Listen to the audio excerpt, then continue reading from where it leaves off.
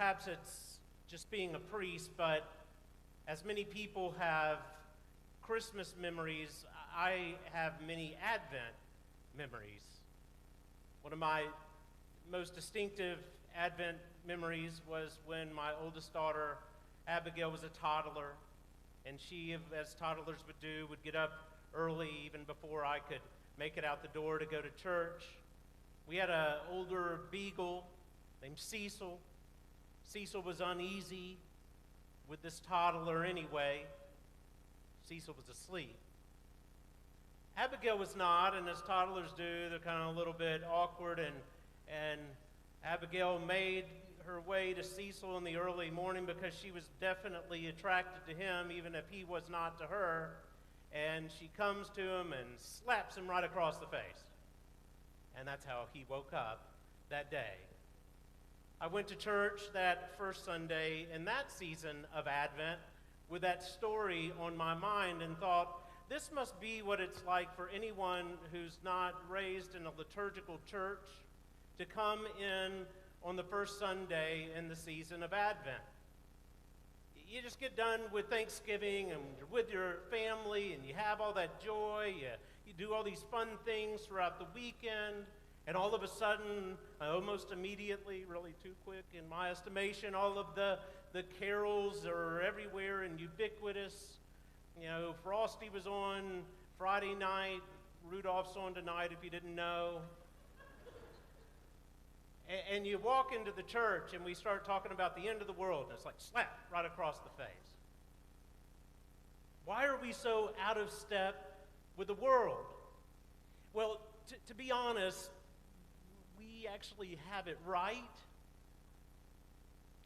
but they're never going to get that. And at some point, you just kind of got to go along to get along. A lot of priests try to fight that, by the way. They get really kind of grumpy about it and all the rest. They'll say, you know, there's not a war on Christmas like they talk about. There's actually a war on Advent. Because everybody's not waiting until December 25th to start Christmas. That's when the 12 days of Christmas start. And if you don't do the 12 days of Christmas, you don't know what Shakespeare's talking about when he writes Twelfth Night. You don't know what the song 12, Days of Christmas is about whatsoever, because people have had like 3 months of Christmas. So what are they talking about 12? But in the same way that you don't probably call your true love, and give your true love geese of laying, which would be quite weird, so too, we have to acknowledge that the world is kind of weird. If we're not careful, we're kind of like, walking around thinking, that we live in, Downton Abbey, and, why isn't the rest of the world doing so as well? Now, that's not to say that Advent is an essential. It's just that I've kind of made my peace over the years, and maybe it's having children, with the idea that the world's kind of doing this one thing in this secular vein, and the church is doing something else. And if you're able to kind of have that uneasy balance, actually, I think what you'll find is that you'll be more reflective in the secular things if you take seriously seasons like Advent that say wait. In a secular world that says we wait for nothing, that's why we got here the day after Halloween for some of us, that we don't have to prepare for anything really, or at least within ourselves, that Advent is a corrective to that. But the story of Christmas, not the secular kind of Christmassy stuff, but the actual story of Christ's Mass, Christ coming, the feast of the Nativity, means God is coming into the world in order to change the world. Now, this is kind of weird at the time of secular Christmas, if I'm making sense. It's kind of in tension with it, because so much of what we think about with our Christmases is nostalgia of continuing traditions, of things staying the same. And in fact, some people, why can't it be like it was when I was a kid? They just kind of long for things to stay the same, whereas the Christmas story is about upheaval. It's about a God that's coming into the world to change the world. God's not coming into the world because he's just kind of wanting to bless it as it is and just say, oh, thank God that you're doing all this. I just wanted to show up in person and say congratulations. God's coming into the world to disrupt the world, to destroy the status quo. Now, this seems a little bit weird to American Christians because American Christianity, at least until quite recently, has been kind of viewed as the status quo in American culture. It's more kind of American than church life. And yet, I think it's a challenge even for those of us who, and thank God for you coming on a rainy day of a holiday weekend. I'm kind of preaching to the choir, but even for those of us who show up all the time, I think it's important for us to realize how easy it is to have kind of a cultural Christianity to the neglect of that actual story. And so what we're preparing for in this season is that actual story. Now, how we do it is by telling you end of the world stories for some reason. Now, it was kind of a slap across my face when I went and looked at the scripture lessons that I would preach on this week, because 2 weeks ago I stood here, and if you were here, I talked about Jesus' apocalyptic stories that happened right after and according or around the telling of the destruction of the temple in Jerusalem by the Romans in 70 A.D., and that was paired with an Isaiah passage about the Babylonian destruction of the temple 600 years before that by the Babylonian Empire. And then I turned to the lessons today, and there's Isaiah again, talking about those events, and here's Jesus again with this apocalyptic story that follows immediately after talking about the destruction of the temple. So why would we have you come into this place, with maybe visions of sugar plums dancing in your head, and all of a sudden tell this kind of disturbing, unnerving, misused story of Jesus' second coming, where people, like in the time of Noah, get swept away? Now, at our best, we'll say, or at our worst, or at least some of the people in our midst will say, well, this is what I don't like about the Bible. See, listen to that violence. That's just, it just sounds judgmental and violent and all the rest, so I'm going to stay at home and tonight turn on, like The Walking Dead, so for something that's not violent at all. Like our modern stories don't have judgment in them.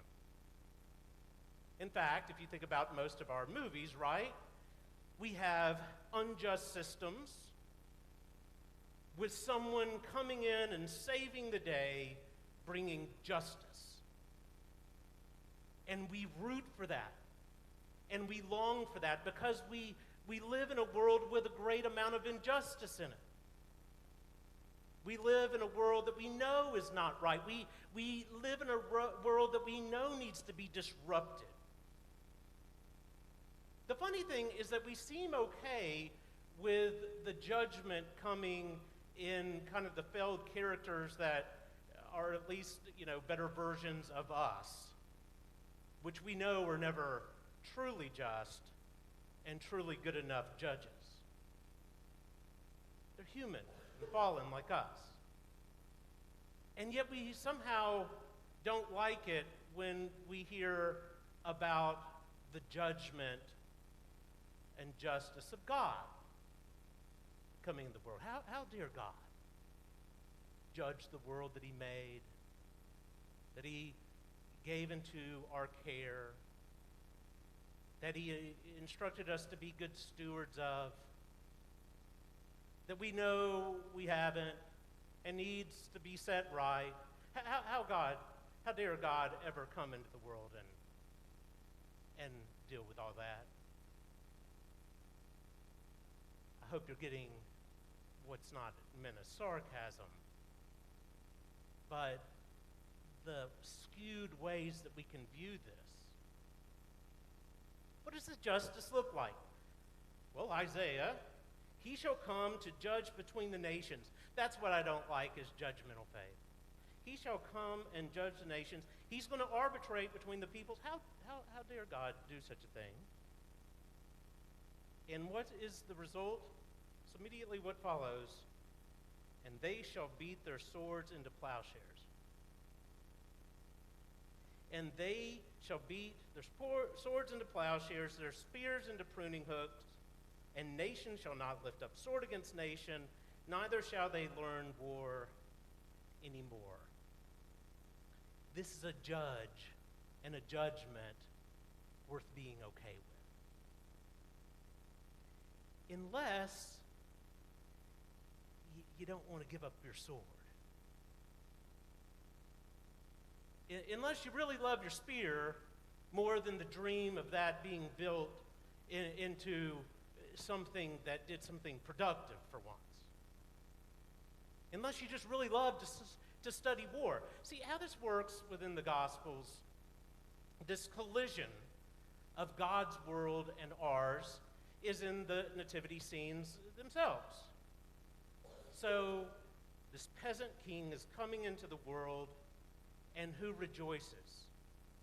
Peasants, shepherds, people who don't have much of a life, don't have any prospects much of a different life, feel left behind by the world, and all of a sudden they hear this story that God is coming in and has something for even the likes of them, and they celebrate it. Who doesn't celebrate it? King Herod. Oh, what? There's a new king coming into the world? Disrupting my reign? And so what does King Herod do? He slaughters all the young boys trying to kill this king. Because he likes a sword more than a plowshare. Easter. We get together, we celebrate that God has overcome in Jesus death in the grave, and it's wonderful that death could be overcome for once. And yet who doesn't rejoice by that? Rome. Because that's why they hung him out on a cross, as we heard in the gospel last week, for, oddly enough, the Christ the King Sunday. Why did they hang him up to die? It wasn't just to kill him. It was to show everybody else that this will be what happens to you. Because we wage in a currency of death. This is what will happen to you if you ever threaten us and the power of Rome in any way. For one, judgment and justice coming into the world is salvation. It's gospel, good news. For the other, it's a threat. It's okay to welcome, in other words, the judgment of a loving and life-giving God, unless you're so tied to the old dying ways of this world that you don't want to give up studying war no more.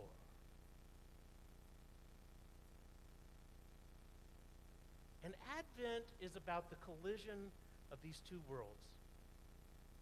And it's the invitation for us to consider, which world are we going to be in? And yes, I think that if we're really listening, it does have some things to say about the tensions between this one Christmas story and the Christmases story we tell outside the walls of the church.